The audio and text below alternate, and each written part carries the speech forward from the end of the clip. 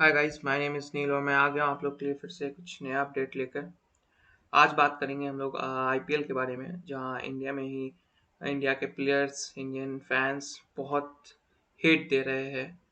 जी हाँ, मैं बात कर रहा हूँ हार्दिक पांड्या का।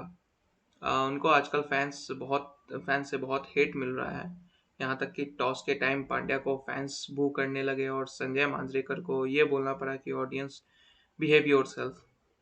यहाँ तक कि केविन पीटरसन ने भी बोला कि मैंने आज तक किसी किसी भी प्लेयर को इतना हेट मिलते नहीं देखा जितना हार्दिक पांड्या को मिल रहा है। उसी बीच हार्दिक को लेकर अश्विन का बहुत बड़ा बयान भी सामने आया है, जहां उन्होंने कहा है कि people should remember which country these players represent, it's our country. Fan wars should never take such an ugly route. I have said it many times. This is cinema culture that happens only here. Have you seen these fights happen in any other country? Have you seen, for instance, Joe Root and Jack Crowley fans have a fight, or Joe Root and Josh Butler fans fight? It's crazy. Do you see Steven Smith fans fighting with Pat Cummins fans in Australia? तो ये बात अश्विन ने कहा है जब यहाँ पे हार्दिक पांड्या को कैप्टन बनाया गया है एमआई का। मगर बड़ा सवाल ये है कि हार्दिक पांड्या को इतनी गालियां क्यों पड़ रही है। क्या अहमदाबाद के फैंस उनसे इसलिए नाराज है कि उन्होंने गुजरात की फ्रेंचाइजी छोड़कर पैसों और फेम के लिए मुंबई में चले गए कप्तानी के लिए, या फिर मुंबई इंडियंस के फैंस इसलिए इतनी गाली दे रहे हैं क्योंकि हार्दिक की वजह से रोहित की कप्तानी चली गई। तो आइए जानते हैं इसे विस्तार में आखिर सच क्या है।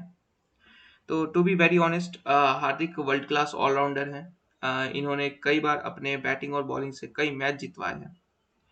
जैसे कि हर एक प्लेयर ग्रो करना चाहता है, वैसे ही हार्दिक को भी कैप्टन बनना था।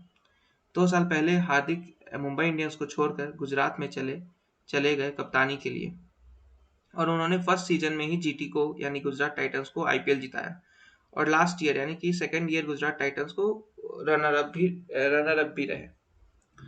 और इधर पिछले 3 सालों से एमआई मुंबई इंडियंस अच्छे परफॉर्मेंस नहीं कर रहे थे। तो एमआई के मैनेजमेंट ने सोचा कि Hardik will be the best player for the Mumbai Indians, क्योंकि एज ए कैप्टन उन्होंने काफ़ी अच्छा परफॉर्मेंस भी दिया था। और मुंबई की मैनेजमेंट ने हार्दिक को अप्रोच किया और मोटे पैसे में हार्दिक मुंबई इंडियंस में आ गए।